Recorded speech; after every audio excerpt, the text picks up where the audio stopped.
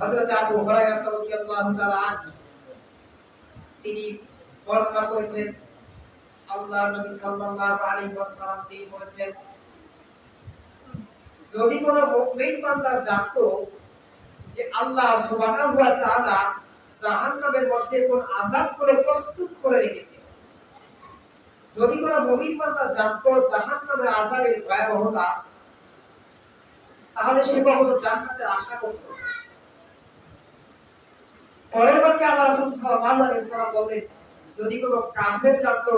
যে আল্লাহ সুবহানাহু ওয়া তাআলার জান্নাতের বর্ণনা, আল্লাহর দয়ার বর্ণনা, তাহলে কোন কাফের আল্লাহর জান্নাত লাভের আশা ছাড়া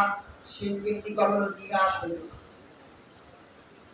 তার মানে যদি আমরা আল্লাহ তাআলার আযাব,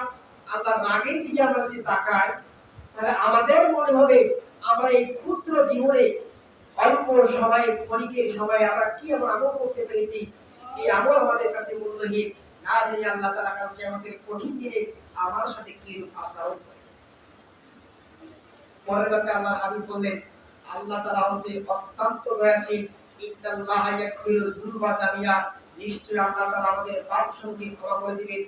তারা যদি এই কথা জানতো, মানে কাফির শব্দ অবিশ্বাসীরা যদি এই কথা জানতো, তাহলে তারা কখনো নিরাশ হতো না, তারা